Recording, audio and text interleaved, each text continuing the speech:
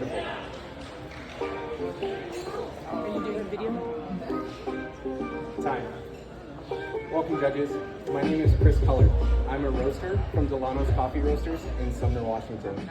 And like so many others, my coffee journey started the very first time I tried a blueberry forward coffee that Ethiopia is so famous for. It was that aha moment that led me on my path to become a coffee roaster and to begin to taste all the incredible flavors held within the seed of the coffee cherry. That's why I'm so excited to present this Ethiopian coffee to you today. Except instead of blueberry, we're going to be tasting flavors of mandarin, blood orange, and lychee. This coffee came across our cupping table at Delano's, and it immediately stood out to me, and I knew I had to give it a stage. So I set to work and created a roast profile, roasted it, and developed a brew recipe for the cup we're going to enjoy today. This heirloom coffee was processed at the Suda Natural Coffee Processing Mill. It's a mill in the Guji zone in the region of Oromia, Ethiopia. This mill serves 600 smallholder farmers every day. The cherries were fermented from this specific lot that was grown at 1,900 meters above sea level. The cherries were fermented anaerobically, picked at peak harvest, and placed into airtight fermentation tanks to ensure that no oxygen entered during the anaerobic fermentation process. The fermentation tanks were set inside concrete water baths between 15 and 18 degrees Celsius, rotated to ensure an even fermentation throughout the lot. This process takes 7 days, at which point the cherries are removed and dried to a humidity level of 35% in 1 day. At which point the cherries are then spread out on the raised, shaded drying beds that were pioneered in Ethiopia for 30 more days. The dried cherries are then rested for an additional 4 weeks. This specific balance of pH, temperature, and time presents the perfect environment conducive to developing the subtle and not so subtle flavors within the coffee.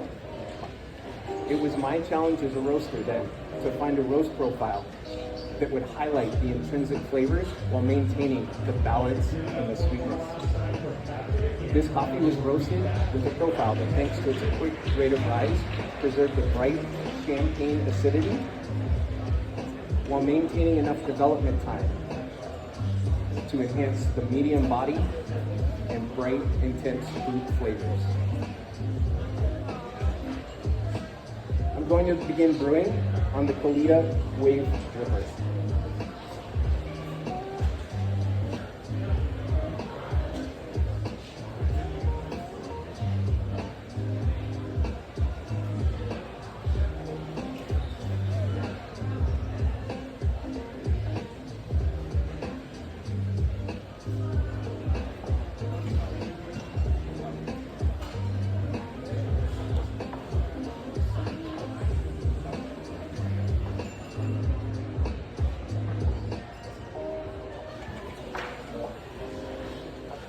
This dripper is a common sight in many coffee shops and home brewing setups.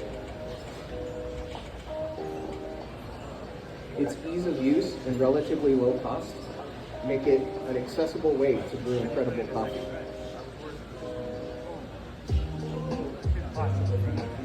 I picked it specifically because of its flat bottom, which lends itself to an even, consistent extraction. The 3 small holes on the bottom control the flow of the water before it drips into the decanter, allowing it to extract fully before dripping into the decanter below.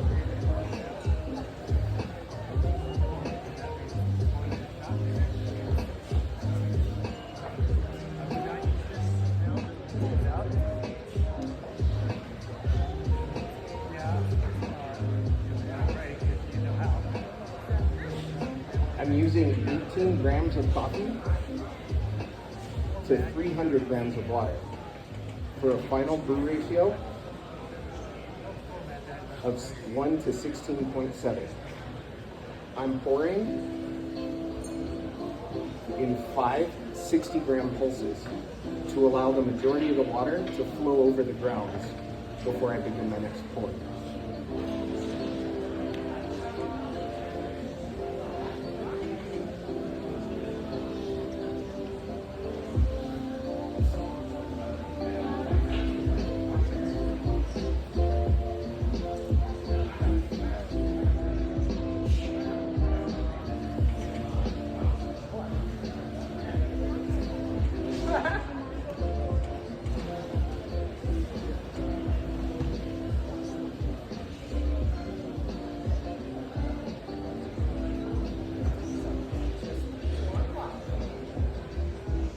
When the total brew time will be 3 minutes and 30 seconds.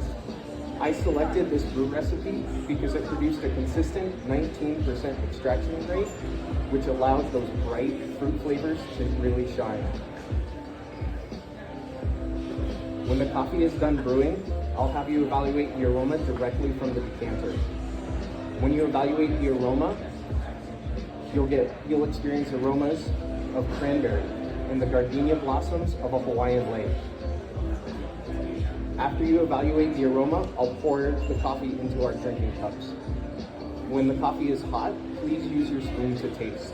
The aeration will provide flavors of jasmine, blood orange, and peach across your tongue.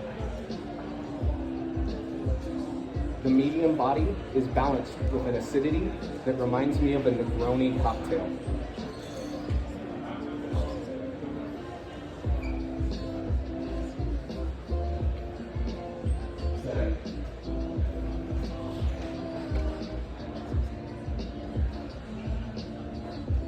Please evaluate the aroma.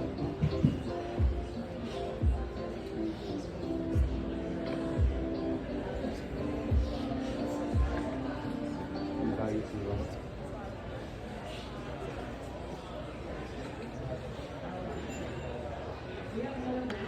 Please evaluate the aroma.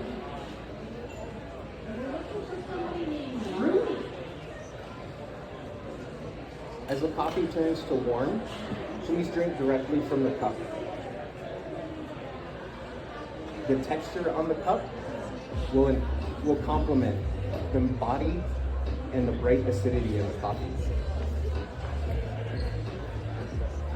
When the coffee is warm, you'll get flavors of mandarin, blood orange, and peach candy.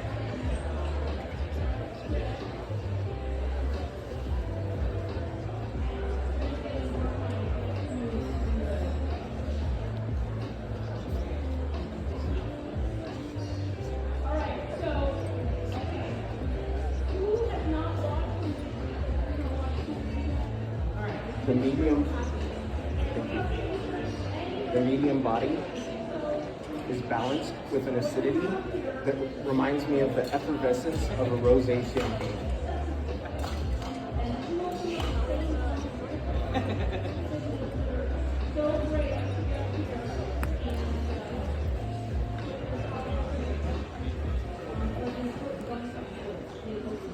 As the coffee transitions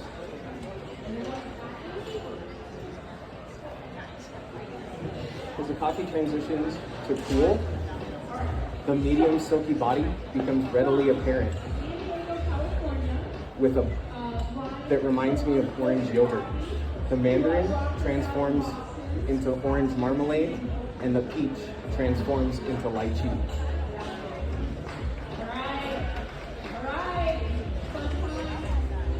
The importance that Ethiopia plays in the role of specialty coffee cannot be understated. From the legend of Kaldi the goat herder to the millions of people in Ethiopia working in coffee today, coffee runs deep in the hills of Ethiopia. There, coffee is more than just a beverage. It's a symbol of hospitality, of friendship, a way to bring people together. Judges, I'm so excited that I was able to bring us together today to share a cup of coffee from the same origin that started my journey in the coffee industry. Thank you very much. Time. All right, good. Yeah.